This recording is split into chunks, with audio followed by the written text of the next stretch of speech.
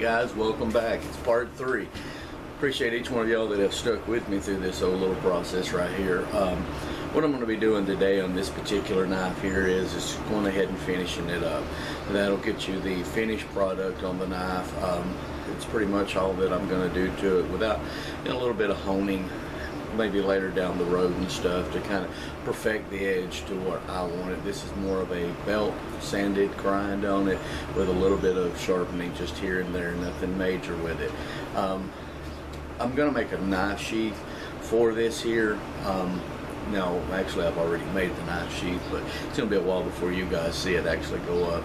I'm gonna put that in a separate series and how to do it, and it's more period correct of what the guys and gals would have been able to have used while they were out there getting the resources that they used. Now there will be some modern stuff being used.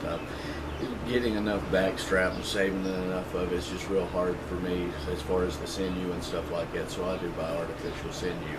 So stick around, guys, and I'm going to get you guys over here and let you finish up and see how I've actually finished this. There will be one part inside of it that is pine pitch, and some of you guys have already seen it. It's just another tutorial on how to do it and how you can do it inside of a shop if you're just not out and about in the woods. I'll just tell you that, and you'll see me putting it and applying it. I won't be giving you the whole video of how I made it and stuff like that. It's on a separate video. So catch on. We'll get right back to it.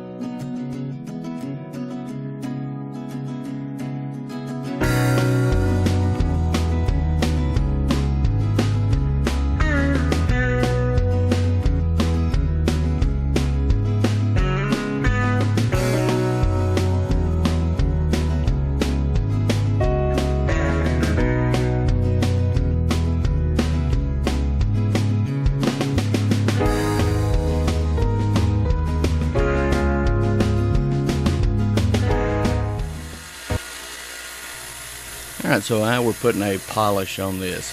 What we're actually doing is taking away any imperfections of the sandpaper that was used, or the belt that was used prior to this one here. This puts a big shine on it. It'll actually shine up a lot of your metal as well. We just run it back and forth a couple of times where it passes, and then we'll take it over in a little while and put it on a actual whetstone and get that final edge that I want. Well, one of the final edges. It'll take months to actually get it to where I want it at.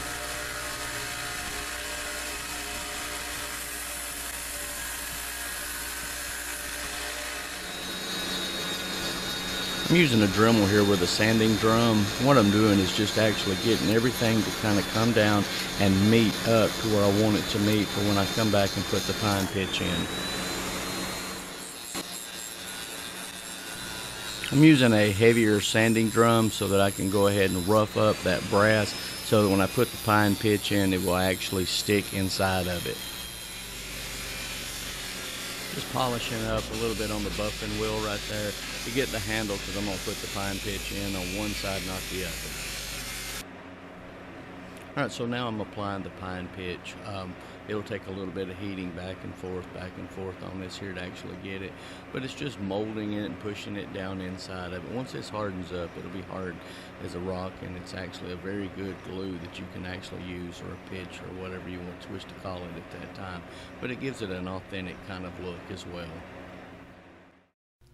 Now the resin has kind of dried and hardened up, and it's time to finish up this knife right here, and let's take a look at it and see what we actually come up with.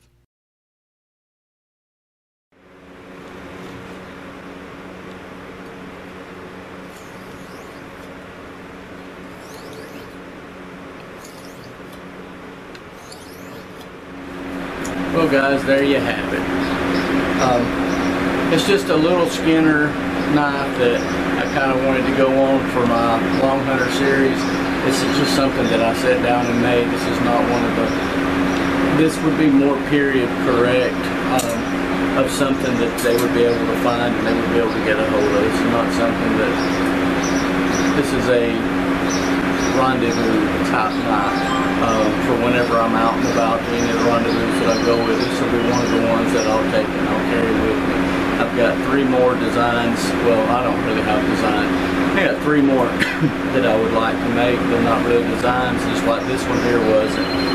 It's really not a tutorial video, as you can see. It's just something other for me to kind of set out.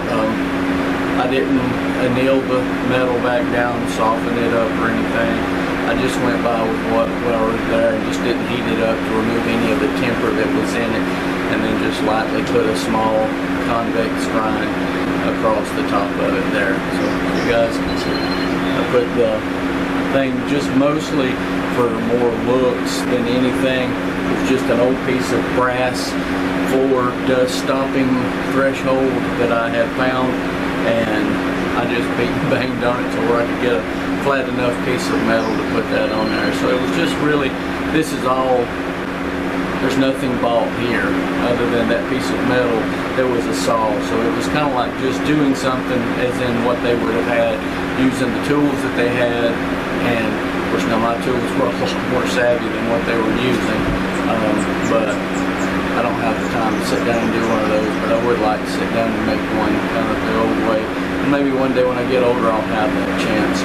But I hope you guys enjoyed this video. I know I enjoyed making it. It's been a fun project. This is kind of like some of the stuff that I like to do more than some of the other things that I've been doing. But I'll get you guys on another video. I appreciate each and every view that you give me, and I hope maybe this inspires somebody to get out and make a knife. That's how I started, watching new other guys out there make knives, and thought, hey, if I can do that, I'll try it. And what's the worst thing that can happen? You know, you'll seen some of them. Get you guys on another video. God bless.